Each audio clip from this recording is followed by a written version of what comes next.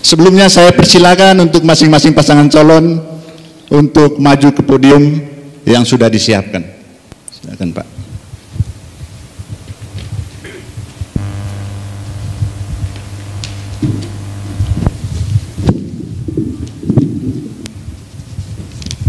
Boleh Pak, dua-duanya duduk di podium.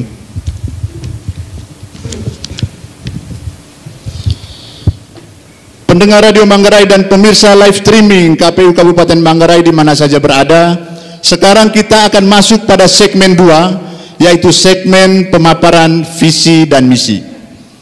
Saya persilakan pasangan calon nomor urut 1 untuk menyampaikan visi dan misinya 5 menit dari sekarang. Salve, salam. Assalamualaikum warahmatullahi wabarakatuh. Om Swastiastu, Namo Buddhaya, salam kebajikan. Yang saya hormati Ketua KPU Provinsi, Ketua KPU Kabupaten dan seluruh jajarannya, Ketua dan seluruh anggota Bawaslu, pasangan calon, moderator dan seluruh panelis, para peserta yang menghadiri acara ini, TNI Polri dan seluruh hadirin yang saya hormati dan saya banggakan. Pada kesempatan ini saya ingin menyampaikan tentang apa visi dan misi pasangan Denomadur untuk 5 tahun ke depan. Pertama, tentu saja visi dan misi ini akan dibangun dari suatu pemahaman bahwa Manggarai ini sudah maju.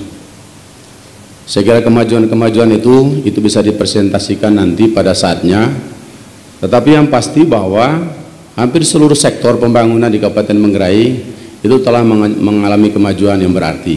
Misalnya di bidang kelistrikan, 2016 posisi Manggarai pada posisi 56%, elektrifikasi saat ini sudah 97%. Kemudian angka kemiskinan menurun dari 74 ke 60-an ribu penduduk miskin. Penurunan angka kemiskinan ini sebenarnya juga merupakan salah satu fungsi atau salah satu hal yang bisa kita menjelaskan tentang seberapa jauh sukses-sukses dari intervensi-intervensi program dan kegiatan pemerintah selama 5 tahun. Di samping itu, tentu saja visi dan misi yang dibangun 5 tahun ke depan itu juga berangkat dari kondisi yang ada di Kabupaten Manggarai. Antara lain misalnya kita masih mempunyai tantangan, pertumbuhan penduduk yang masih cukup tinggi, kemudian penduduk miskin yang masih cukup banyak, lalu kemudian sumber daya tenaga kerja juga yang masih sangat terbatas kemampuannya. Lalu kemudian yang paling penting juga sekarang ini adalah bahwa 5 tahun ke depan kita akan menyusun program kegiatan dalam sebuah situasi di mana kita masih mengalami pandemi COVID-19. Tentu agak berbeda kita melaksanakan program dan kegiatan ketika kita dalam situasi normal. 2020 saja misalnya, bagaimana kita harus melakukan refocusing anggaran dan seterusnya termasuk program kegiatan, karena harus dilakukan penyesuaian-penyesuaian karena pandemi COVID-19. Itu kurang lebih latar belakang yang melatar belakangi bagaimana kami menyusun visi dan misi Kabupaten Manggarai untuk 5 tahun ke depan. Berdasarkan pertimbangan-pertimbangan seperti itu, maka kemudian kami menyusun visi Manggarai yang maju, berkualitas, makmur, sejahtera merata, berbasis gotong royong, dan diridhoi oleh Tuhan Yang Maha Kuasa. Maju itu artinya bahwa pembangunan daerah ini dimulai dari titik di mana pemerintah sebelumnya berakhir, baik kuantitas maupun kualitas pembangunan di semua sektor. Berkualitas artinya berhubungan dengan tingkat, taraf, dan derajat mutu dari setiap proses perencanaan, pelaksanaan, hasil, dan dampak setiap pembangunan yang menunjukkan mutu yang baik dan bermanfaat.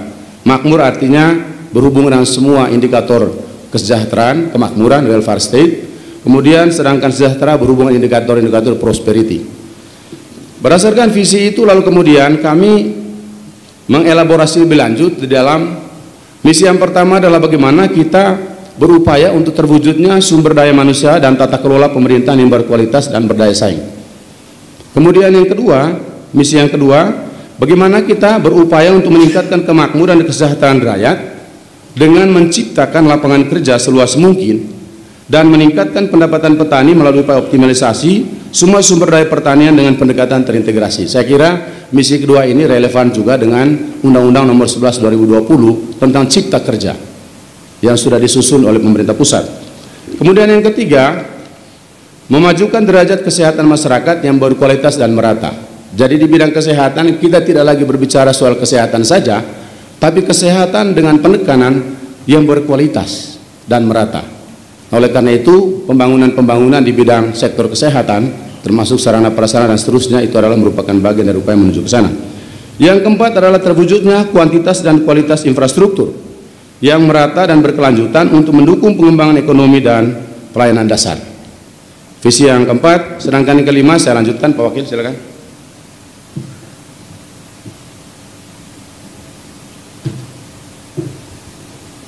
Saya lanjutkan. Misi kelima, mempercepat upaya penanggulangan kemiskinan, meningkatkan pengelolaan manajemen kopi. Waktu habis Bapak, saya persilakan untuk kembali ke tempat semula. Terima kasih kepada pasangan calon nomor urut 1. Berikutnya saya persilakan pasangan calon nomor urut 2 untuk menyampaikan visi misinya 5 menit dari sekarang.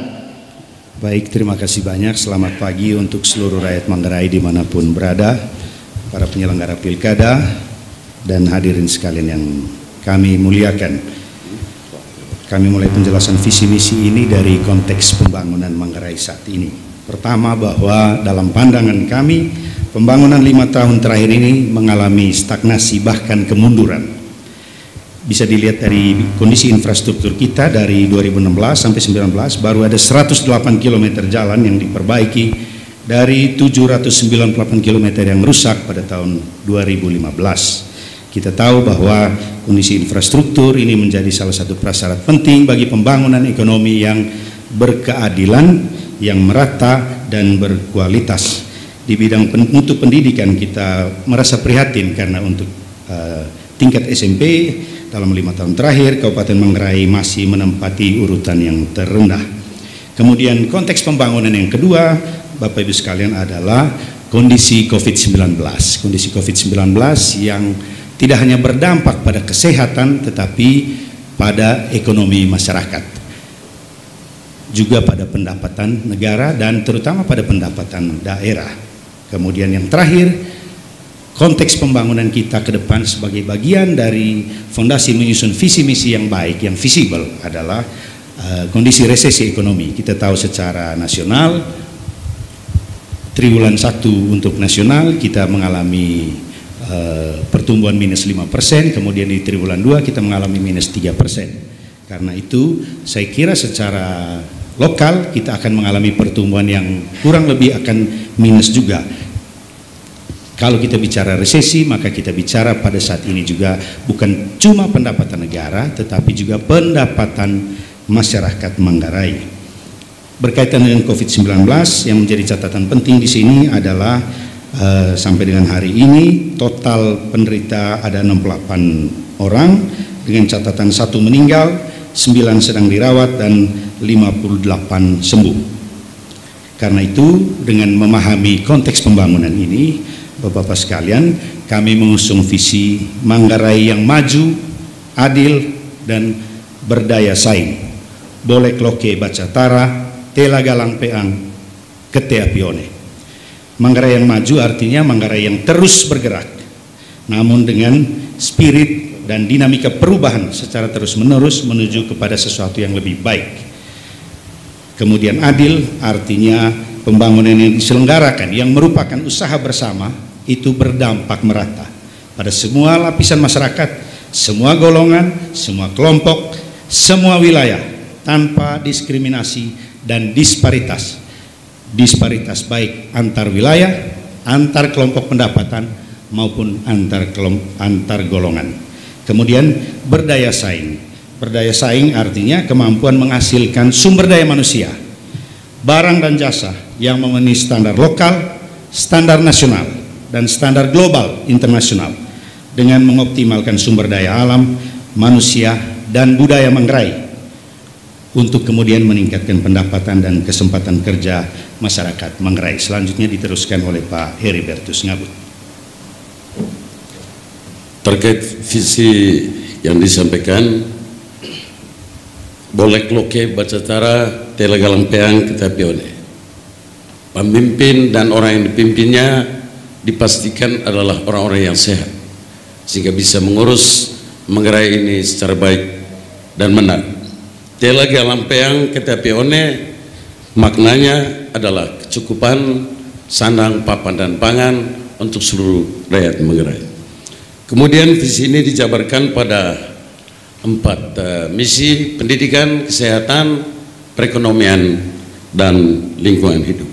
Semua ini bisa berjalan dengan baik ditentukan oleh 3 hal penting, yaitu sumber daya manusia yang digerakkan oleh mesin birokrasi, kedua uang, ketiga itu harus dibungkus dengan aturan. Maka pertama, untuk bisa mengalirkan sebuah pelayanan yang prima, maka profesionalisme birokrasi ASN itu juga menjadi pertaruhan. Oleh karena itu, penempatan orang-orang yang hebat pada tempat yang hebat akan mengalirkan kesejahteraan dan kebaikan bagi masyarakat Manggarai. Berikut saya kira uang ini penting. Selain APBD, DAK adalah pertaruhan politik dari waktu habis Bapak, kami persilakan untuk kembali ke tempat semula. Terima kasih kepada pasangan calon nomor urut 2 yang telah memberikan pemaparan visi misi. Mari kita beri tepuk tangan yang meriah untuk kedua pasangan calon ini.